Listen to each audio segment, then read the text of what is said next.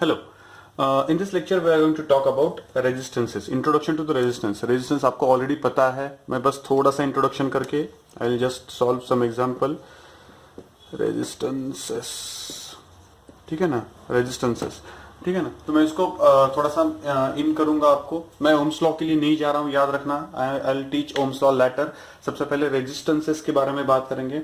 So what is meant by resistance? तो होता ये है कि अगर एक कंडक्टर है, सपोज ये एक कंडक्टर है और इस कंडक्टर में से अगर चार्जेस फ्लो होने की कोशिश करते हैं इस तरफ से इस तरफ, तक मैंने आपको बोला कि they do not go directly like कि हाँ यहां से लेके यहां तक एकदम स्ट्रेट चले गए. होता क्या है कि बीच में बहुत सारे अलग अलग एटम्स होते हैं जो बेसिकली आयंस बन चुके हैं, बिकॉज उनमें से एक इलेक्ट्रॉन चला गया है जो फ्री हो चुका है.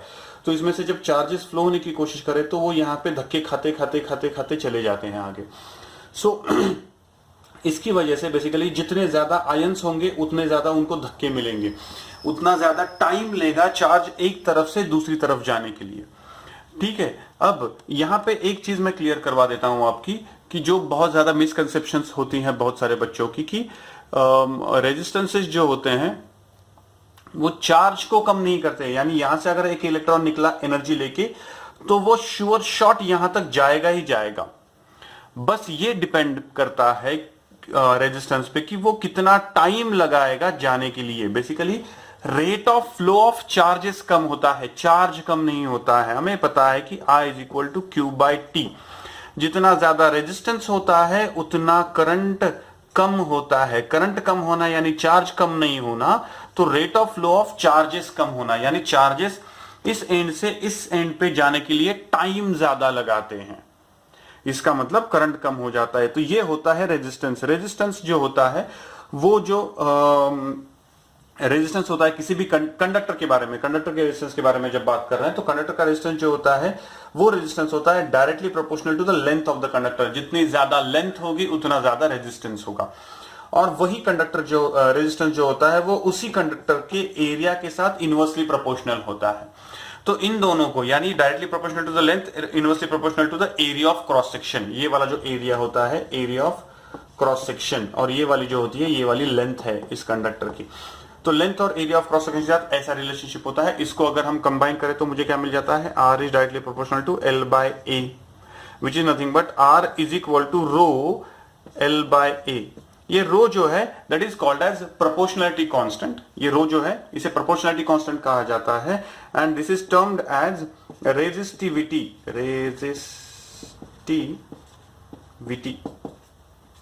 ठीक है ना. तो ये जो रेजिस्टिविटी है, ये रेजिस्टिविटी जो होता है वो यहां पे प्रोपोर्शनलिटी कांस्टेंट का काम कर रहा है. जब तक length, area and resistivity constant है, रेजिस्टेंस कांस्टेंट रहता है. रेजिस्टेंस कांस्टेंट रहता है. एरिया चेंज हुआ कि रेजिस्टेंस चेंज होता है. एरिया जितना बड़ा, क्रॉस सेक्शनल एरिया जितना बड़ा उतना रेजिस्टेंस कम, जितना लेंथ बड़ा उतना रेजिस्टेंस ज्यादा. ठीक है. सो ये रो जो है उसे कहा जाता है रेजिस्टिविटी. अब इस रेजिस्टिविटी के बारे में थोड़ा सा बात करते हैं क्योंकि रेजिस्टेंस के बारे में हम और बात करेंगे in the Ohm's law. Ohm's law में और थोड़ा बात करेंगे. इस रेजिस्टिविटी के बारे में बात करते हैं. ठीक है. सो रेजिस्टिविटी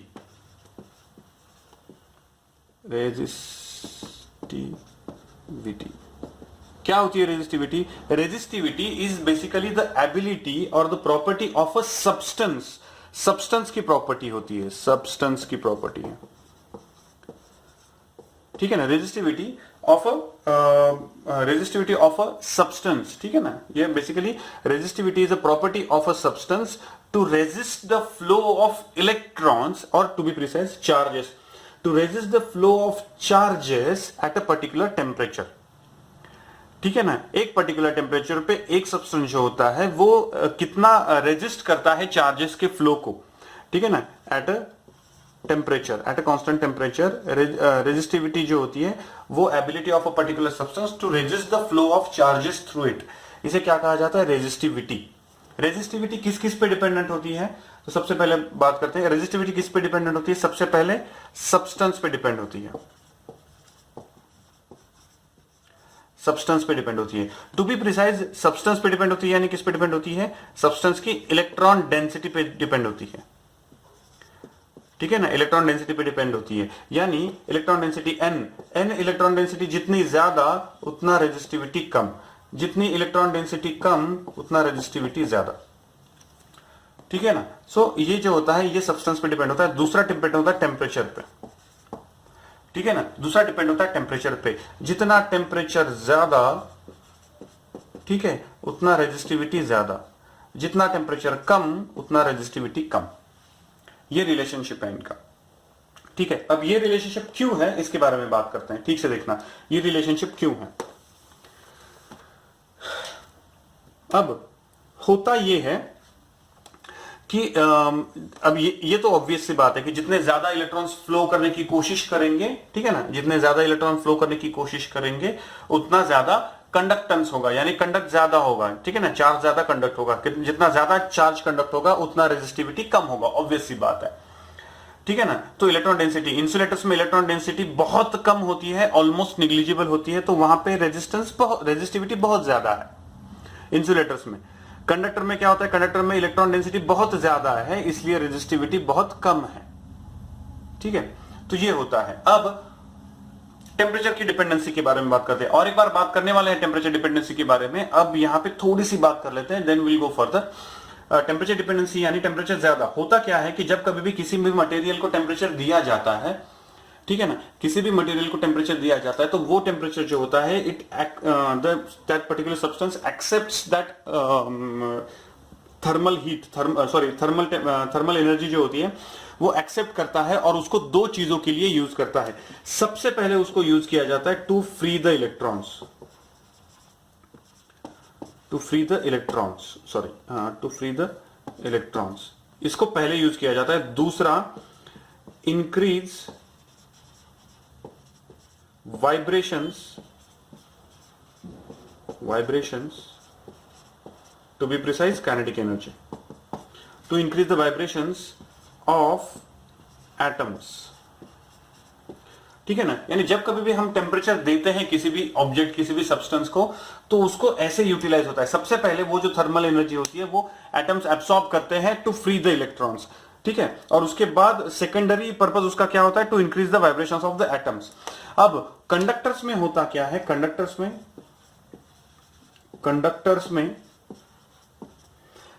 में होता क्या है कि कंडक्टर्स में ऑलरेडी इलेक्ट्रॉन्स फ्री ही होते हैं, ठीक है ना। बहुत रूम टेम्परेचर पे भी वो सारे इलेक्ट्रॉन फ्री हो चुके हैं, मैक्सिमम इलेक्ट्रॉन फ्री होते हैं। तो ये वाला जो पर्पस होता है वो वाला पर्पस थर्मल एनर्जी का फुलफिल नहीं होता है। यहां पे थर्मल एनर्जी की रादर जरूरत ही नहीं पड़ती है। तो ज्यादा से ज्यादा थर्मल एनर्जी कहां पे यूज होती है, to increase the vibrations of the electron. यानी अब होता ये है कि सपोज ये area of cross section of the atom है, ठीक है, हम ऐसे देख रहे हैं, एटम नहीं सॉरी कंडक्टर है, हम ये चार्ज जो है वो ऐसे जा रहा है। तो पहले इलेक्ट्रॉन यहां पे एटम यहां पे था, वो ऐसे वाइब्रेट हो रहा था। अब क्या हुआ, इंक्रीजेस द वाइब्रेशन, यानी अब क्या हो रहा है, वो ऐसे ज्यादा वाइब्रेशन हो रहे हैं। ज्यादा वाइब्रेशन यानी उनकी वाइब्रेशन की एम्पलीट्यूड बढ़ गई, पहले थोड़ा थोड़ा होता था, अब ज्यादा हो रहा है। यानी अब क्या होगा, वो ज्यादा से ज्यादा इलेक्ट्रॉन्स को अपोज करेगा फ्लो होने के लिए, ठीक है। ये क्यों हुआ, because free electrons, already conductor में फ्री इलेक्ट्रॉन्स थे ही, तो जितनी भी थर्मल एनर्जी मिली, यानी जितना भी टेम्परेचर बढ़ा, जितनी भी थर्मल एनर्जी मिली, वो यूटिलाइज हुई सिर्फ increase the vibrations of the atoms. इसलिए कंडक्टर में होता क्या है कि टेम्परेचर जितना बढ़ता है उतनी रेजिस्टिविटी बढ़ती है, उसकी वजह से उतना रेजिस्टेंस बढ़ता है, ठीक है। लेकिन इंसुलेटर्स जो होते हैं, इंसुलेटर्स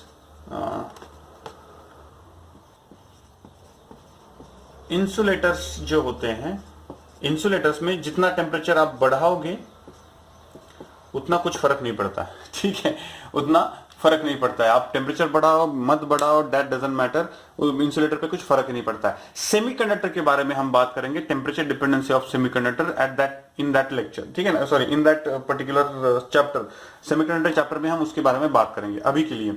सो कंडक्टर्स में होता क्या है कि कंडक्टर में जितना टेम्परेचर बढ़ाओगे उतना रेजिस्टिविटी बढ़ता है, इसलिए अल्टीमेटली उतना रेजिस्टेंस बढ़ता है। तो ये रीजन होते हैं रेजिस्टेंस के, ठीक है ना। तो रेजिस्टिविटी की कुछ प्रॉपर्टीज देखते हैं। रेजिस्टिविटी जो होती है उसका फॉर्मूला हम डिराइव करेंगे, ठीक से देखना, ठीक है। मुझे पता है कि R is equal to rho L by A, so rho is equal to R A by L, so ohm into meter square divided by meter, ये मीटर और स्क्वायर कट गया। सो रेजिस्टिविटी का यूनिट क्या बन जाता है, ohm metre, ठीक है ना। रेजिस्टिविटी का यूनिट क्या बन जाता है, ओम मीटर, याद रखना। सो ओम मीटर जो होता है वो रेजिस्टिविटी का यूनिट है। अब इस पे कुछ डिपेंडेंट 2-4 एग्जांपल्स करेंगे, इंटरेस्टिंग एग्जांपल्स हैं, करेंगे अब, ठीक है। Okay, next, two copper wires of same length have got different diameters, which wire has greater resistance. ठीक है ना, यानी दो कॉपर वायर है, ठीक है, 1 2, तो उसमें L1 is equal to L2 है, ठीक है, एंड डायमीटर्स अलग अलग है उनकी, लेकिन लेंथ उनकी सेम है।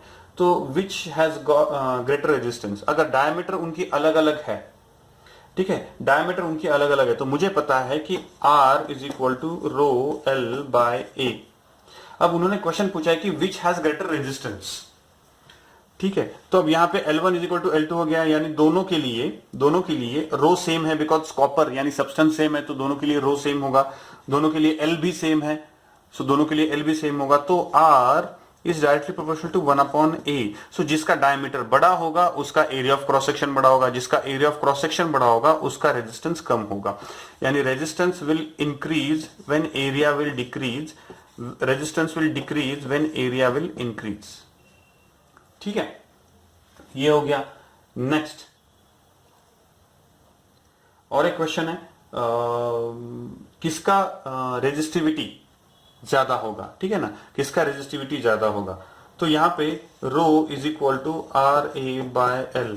सो सर जिसका एरिया ऑफ क्रॉस सेक्शन बड़ा होगा उसका रो बड़ा होगा, नहीं, resistivity is not depend upon L and A, L और A पे डिपेंड नहीं होती है, because resistivity is a property of substance. It is only depend upon the substance which you are talking about and the temperature at which you are talking about that substance. So resistivity किसी पे dependent नहीं होती है, दोनों की resistivity ρ1 is equal to ρ2 होगा, because you are talking about the same copper material, उसके बारे में ही बात कर रहे हो, ठीक है। सो यहां पे रेजिस्टिविटी दोनों की सेम रहेगी फॉर ऑल, ठीक है ना, हमेशा के लिए सेम रहेगी जब तक टेम्परेचर कांस्टेंट है। Fine, okay. One more thing, the resistivity कुछ न्यूमेरिकल्स में आपको दिखाई देगा। Resistivity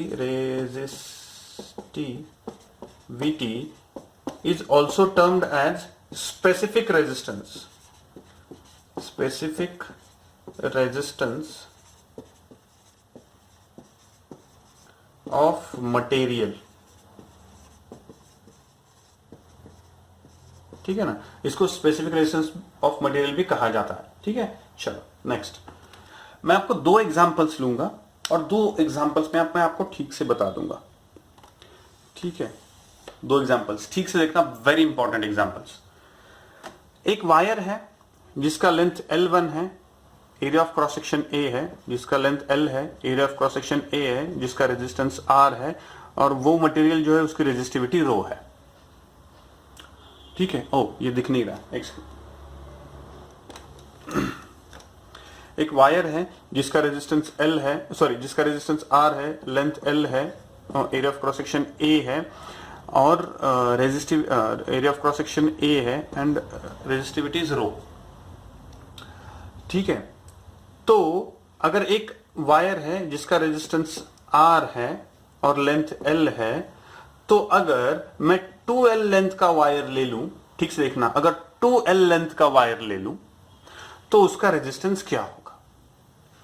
area of cross section constant रखा, रो कांस्टेंट रखा, तो मुझे पता है R is equal to rho L by A। तो ये कांस्टेंट है, ये कांस्टेंट है, तो R is directly proportional to L। ये नहीं कांस्टेंट है, ये कांस्टेंट है, so R is directly proportional to L। So R1 upon R2 is equal to L1 upon L2। So R1 upon R2, R कितना है आपका, R डिवाइडेड बाय R2 निकालना है, इज इक्वल टू L1 कितनी है आपकी L, और L2 कितनी है 2L। सो ये कटा, ये इधर चला जाएगा, ये इधर चला जाएगा, what I will get, R2 is equal to 2R। ये आया समझ में, ये इजी पार्ट है। अब दूसरा देखते हैं। देयर इज अ वायर जिसका लेंथ, सॉरी, जिसका रेजिस्टेंस R है, जिसकी लेंथ L है, जिसका area of cross section A है, जिसका रेजिस्टिविटी रो है। ये वायर जो है, I stretched wire, STRETCH, ठीक है ना, I stretched this wire so that its length became 2L। So what will be the resistance of this wire? What will be the resistance of this wire? Condition समझ रहे हो? ये वाला जो पहला किया था हम लोगों ने, पहले में क्या था, एक L लेंथ का वायर लिया तो उसका रेजिस्टेंस R है, 2L लेंथ का लिया तो कितना होगा? यहां पे क्या है, वही वायर है, वही वायर है, उसी वायर को हम स्ट्रेच कर रहे हैं, उसी वायर को हम स्ट्रेच कर रहे हैं। तो ये वाली जो कंडीशन थी, इस वाली कंडीशन में आपने L लेंथ का वायर लिया तो उसका रेजिस्टेंस R था, आपने दूसरा वायर लिया जिसकी लेंथ 2L थी और उसका रेजिस्टेंस निकाला without touching area of cross section, without touching area of cross section, area of cross section को आपने टच नहीं किया, ठीक है।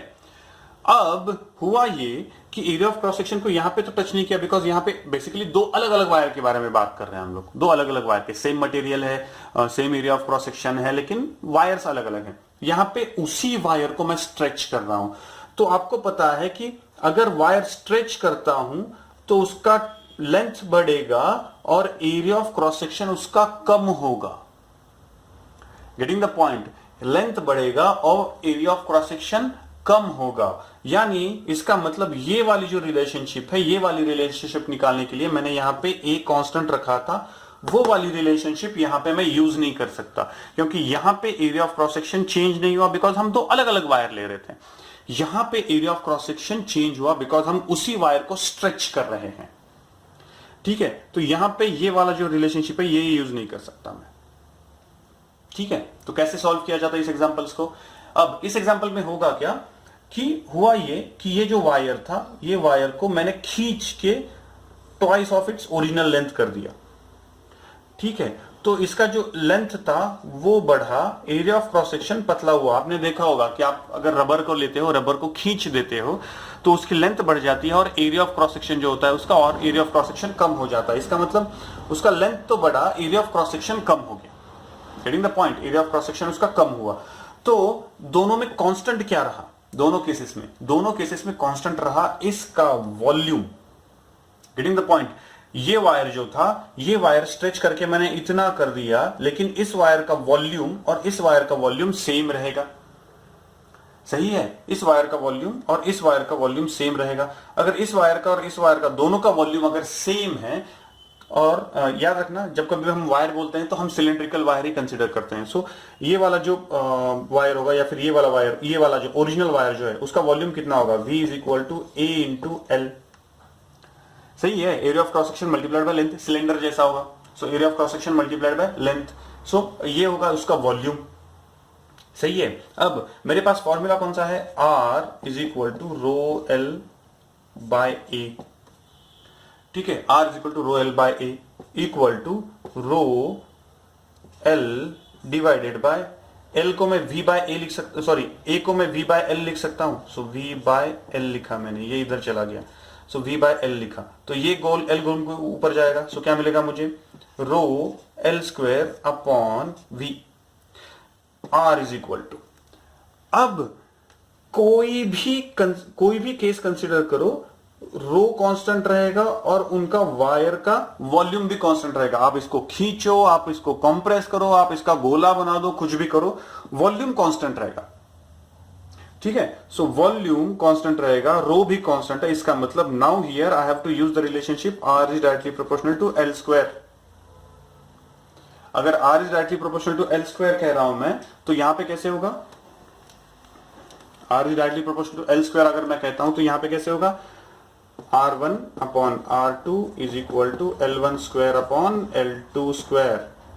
यानी अब यहां पे क्या होगा? पहले रेजिस्टेंस R था, दूसरा रेजिस्टेंस फाइंड आउट करना है। पहले लेंथ L स्क्वायर यानी L थी, दूसरी लेंथ कितनी है? 2L होल स्क्वायर, सही बात है। सो ये L स्क्वायर कट गया, 2 का स्क्वायर है इसलिए 4 होगा, 4 इधर जाके मल्टीप्लाई होगा। सो R2 is equal to 4R, यानी रेजिस्टेंस कितना होगा उस वायर का?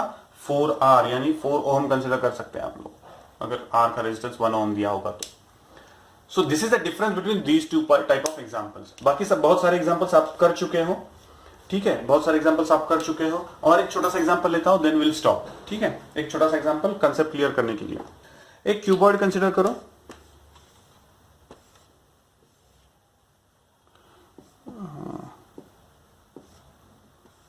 ठीक है, एक क्यूबॉइड कंसिडर करो, इस क्यूबॉइड का लेंथ कंसिडर करो एल, सॉरी विड्थ कंसिडर करो एल, सॉरी ए, हाइट कंसिडर करो बी, और ये सी कंसिडर करो। ठीक है, तो अगर सपोज ये एरिया 1 पकड़ा मैंने, तो यहाँ इधर पीछे वाला भी एरिया कितना होगा, 1 ही होगा। ऊपर वाला एरिया 2 कंसिडर किया तो नीचे वाला एरिया भी 2 होगा। ये वाला एरिया 3 कंसिडर किया तो इधर वाला एरिया भी 3 होगा। ठीक है ना। Can you imagine the cuboid? Cuboid imagine कर सकते हो। ठीक है, I will just show you the cuboid so आपको समझ में आएगा।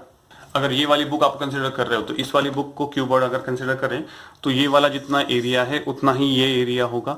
ये वाला जो इतना एरिया है वही ये एरिया होगा। ऊपर वाला जो एरिया होगा नीचे वाला एरिया भी वही होगा। Getting the point? ये ऐसे होगा। अब मैंने आपको ये वाला अगर क्यूबॉइड के साथ अगर हम कंपेयर करें तो ये वाला क्या है आपका, ये वाला ए है, बिकॉज ये भी ए है ये भी ए है, तो ये ए है, ये हाइट जो है ये बी है, और ये लेंथ जो है वो सी है। ठीक है, तो ये कंसिडर करो। तो अगर मैं करंट फ्लो करवाना शुरू कर दूं 1 एरिया से 1 एरिया, यानी इस डायरेक्शन में अगर मैं करंट फ्लो करवाना शुरू करूं तो जो आर होगा, ठीक है ना, रेजिस्टेंस होगा। रेजिस्टेंस का फॉर्मूला क्या होगा? तो मुझे पता है रेजिस्टेंस का फॉर्मूला क्या है, R is equal to rho L by A. अब ये एल क्या है, जितनी लेंथ करंट फ्लो हो रहा है, तो कितनी लेंथ, अगर 1 से 1 ऐसे अगर करंट फ्लो हो रहा है तो वो कितना लेंथ जाएगा, सी लेंथ जाएगा। So rho into c divided by area of cross section. इस एरिया को क्रॉस करके जा रहा है वो, इस एरिया को, तो क्या होगा, A B. Getting the point? इस एरिया को क्रॉस करके जा रहा है तो कितना करंट, कितना एरिया ऑफ क्रॉस सेक्शन होगा, ए बी। और कितनी लेंथ जा रहा है वो, सी लेंथ जा रहा है। सो रो सी बाय एल।